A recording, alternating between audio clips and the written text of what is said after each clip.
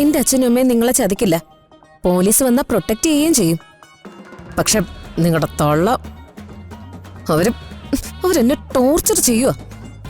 ആ കിളവിയെ കൊണ്ട് ഞാൻ സാഹി കിട്ടും. ഞാൻ എല്ലാവരോടും സത്യങ്ങൾ തുറന്നു പറയാൻ പോവാ. അരുത് പ്രിയേ, ഈ പ്രശ്നങ്ങളൊക്കെ ഒന്ന് കഴിയുന്നത് വരെ ഞാൻ ഒളിവിലാണ്. സത്യം ആരോടും പറയരുത്. എല്ലാവരും എനിക്കിട്ട് പണി തരും. കട്ടുവാരെ സൂക്ഷിച്ച മുതൽ അവസാനം പട്ടി കൊണ്ടുപോകും. ചതിക്കല്ലേ പ്രിയേ. നിങ്ങളുടെ തള്ളം അവരെ പിടിച്ചൊരു നഗരമാണത്ത് കയറ്റി കത്തിച്ച് നേരെ ആകാശത്തോട്ടങ്ങ് വിടാം. വാനര ജന്മം. കഴിച്ചോട്ടാ.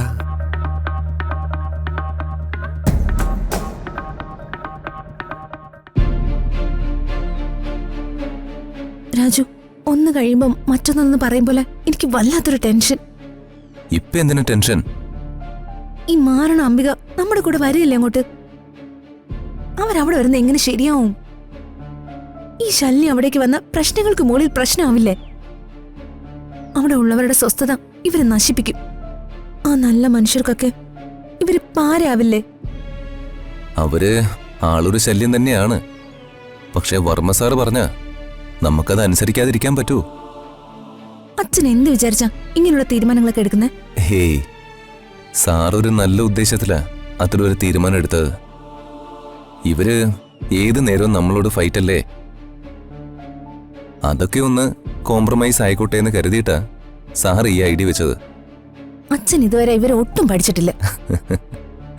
പഠിച്ചിരുന്നെങ്കിൽ സാറിന്റെ ജീവിതം ഇതുപോലെ തകരുമായിരുന്നോ?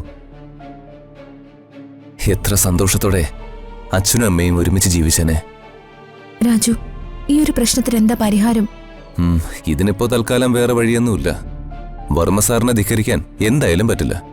അവര് കൂടെ വരട്ടെ.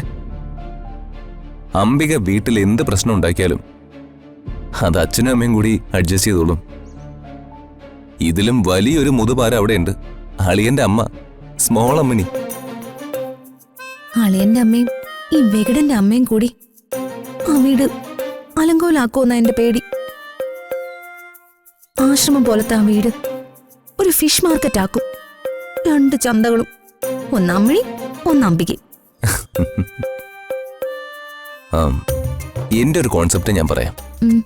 എന്താ? എന്തെങ്കിലും ഒരു റീസൺ ഉണ്ടാക്കി അംബിക തന്നെ ഈ വരവിൽ നിന്ന് പിന്മാറിയേക്കും.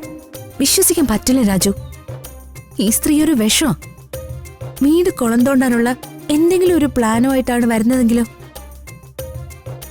അതേ, അപ്പ നമുക്ക് ഡീൽ ചെയ്യാം. എന്റെ റിദ്ദു മോളെ, നീ വാ. നമുക്കേ വർമ്മ സാറിന് അയക്കാനുള്ള കാര്യങ്ങൾ ചെയ്യാം. നീ എന്നോ? ആ, എന്താ? എനിക്ക് ആകെയുള്ള ഒരു ഭാര്യയെ നീ എന്ന് വിളിക്കാനുള്ള സ്വാതന്ത്ര്യം ഇല്ലേ?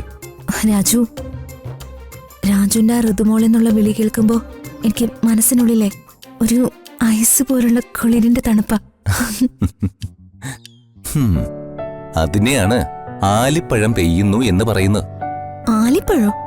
ആ, ഞാൻ വളരെ സ്വീറ്റായിട്ട് ഋതുമോളെ എന്ന് വിളിക്കുമ്പോ ദൈവ ആകാശത്തുനിന്ന് ആലിപ്പഴം പെയ്യിക്കുന്നത്. ഇങ്ങനെ മണിയായി ആലിപ്പഴം മണ്ണിലേക്ക് വീഴും. അവന്റെ ഒരു നോണ.